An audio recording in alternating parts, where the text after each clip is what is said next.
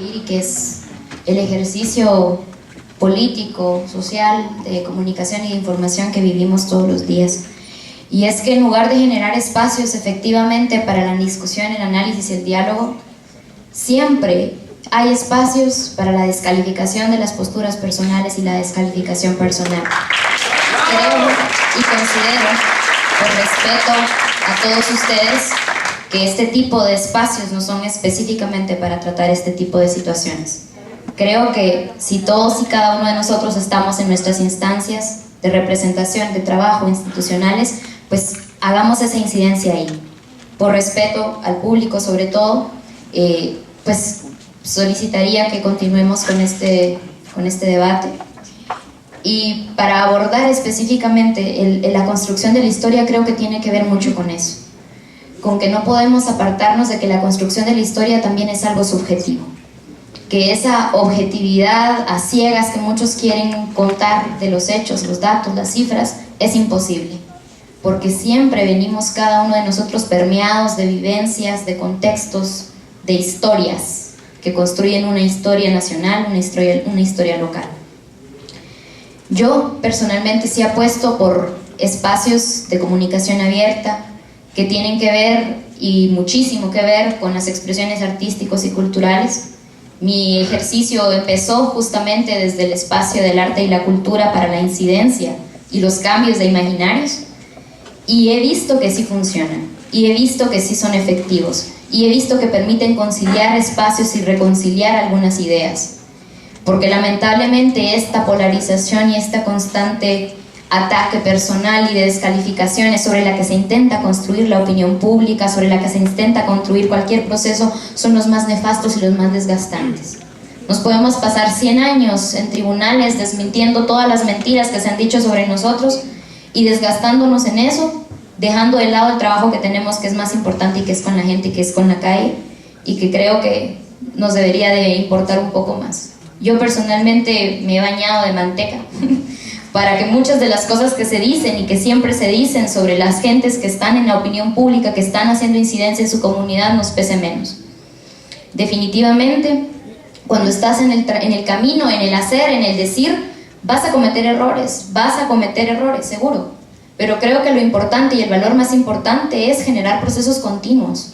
Porque en Guatemala siempre la historia la cortan, siempre hay borrón y cuenta nueva, siempre se intenta hacer y generar espacios donde empieza una cosa, termina y sigue la otra, en lugar de un proceso continuo de construcción, donde muchos y muchas podamos aportar para la construcción de esa historia colectiva.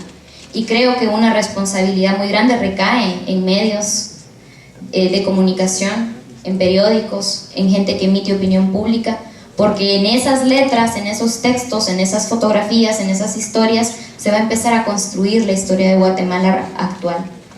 Nosotros tuvimos y perdimos con los libros y los papiros y los documentos que fueron quemados por los sacerdotes católicos, perdimos mucho de nuestro conocimiento, mucha de nuestra historia. Pero la historia no es únicamente esa que está ahí, es eso vivo que nosotros somos, que camina. La historia somos cada uno de nosotros y nosotras. Y entonces en esa construcción los aportes que cada uno de nosotros haga desde su espacio de incidencia son importantes, pero son y deben ser espacios de incidencia no únicamente para el beneficio individual o gremial o sectorial, sino efectivamente espacios de incidencia para el cambio colectivo, y que creo que esa sería una buena manera de construir la historia.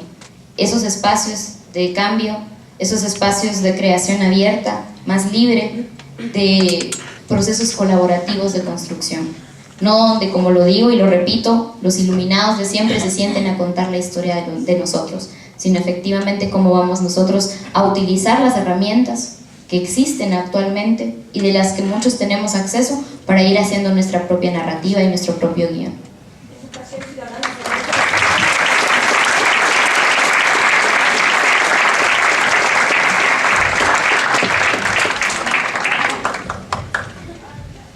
¿Cómo encontrarnos?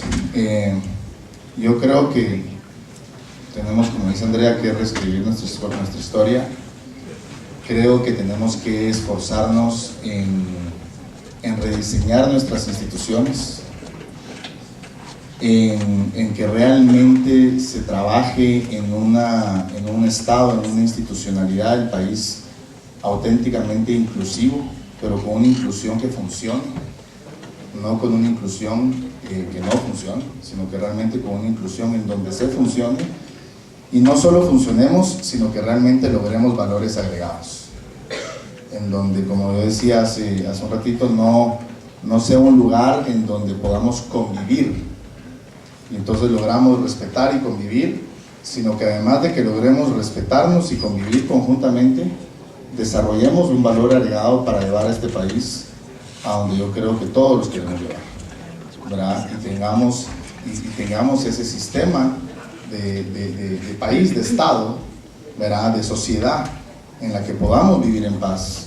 en donde la gente se eduque, en donde la gente no le falte el día a día, para que realmente pueda ejercer su participación ciudadana, pueda cada persona tener la capacidad de salir adelante por sí mismo, ¿verdad? Y entonces yo creo que si logramos nosotros encontrar esos espacios, crear esas instituciones que generen esas oportunidades para que cada individuo de este país pueda realmente reformarse a sí mismo y salir adelante, vamos a poder soñar en una comunidad y posteriormente en una sociedad que salga adelante también.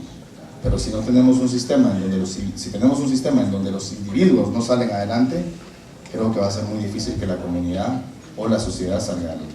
Entonces yo creo que ese rediseño institucional es al que debemos entrarle, y en donde tenemos que aprender a conocernos y donde tenemos que realmente respetarnos, pero tenemos que ser muy legítimos en nuestro actuar. No podemos bajo ningún motivo pretender eso del diente al labio, pero actuar de otra manera.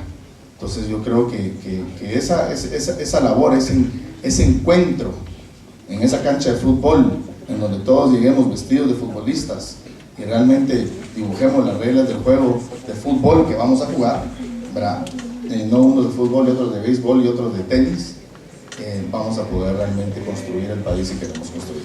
Gracias.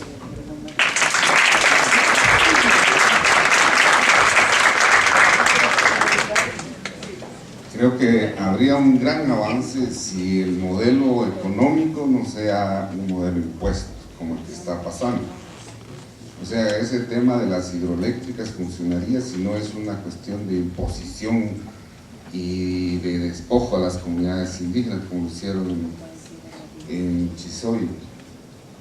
Si fuera mediante un consenso de qué modelo de desarrollo queremos, si tiene que ver con desarrollar la agricultura, la agroecología, si tiene que ver desarrollar el comercio, la industria, pero de una forma consensuada, donde las hidroeléctricas o las eólicas o las termoeléctricas puedan funcionar en base a un modelo consensuado y no un modelo impuesto. Creo que ahí comenzaría a cambiar grandemente la historia y comenzaría a tenerse grandes procesos, que sería un gran paso. Digo, ahora desde la visión de los pueblos indígenas, cada vez más hay voces de decir que somos excluidos, que no somos parte de este Estado, que fue diseñado para unos cuantos. Entonces, cuando comienza a hablarse de la necesidad de fundar un verdadero Estado con el pueblo maya, el pueblo xinca, el garífuna, el mestizo, y con los que se consideren ladinos, para encontrar esa igualdad entre los diferentes pueblos. Y entonces estaríamos hablando de una verdadera democracia, donde las reglas del juego serían para todos, porque en este momento se está diciendo que somos iguales ante la ley, pero en la realidad no es igual ante la ley el que no tiene ni para el pasaje para llevar a su enfermo a un hospital, y de otros que no solo eso tienen, pueden sacar fuera del país a sus enfermos, etc. Entonces yo creo que eso es lo que podría llevarnos a cambios fundamentales. Lo dejo ahí. Creo que esas ideas son, desde mi punto de vista, las importantes.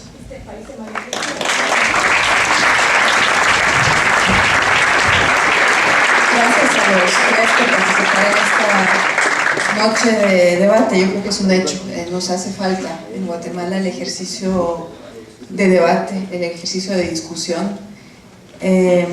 Se ha resaltado aquí la necesidad de debatir sobre los puntos de convergencia. Yo quiero insistir que también nos hace falta debatir los puntos de divergencia.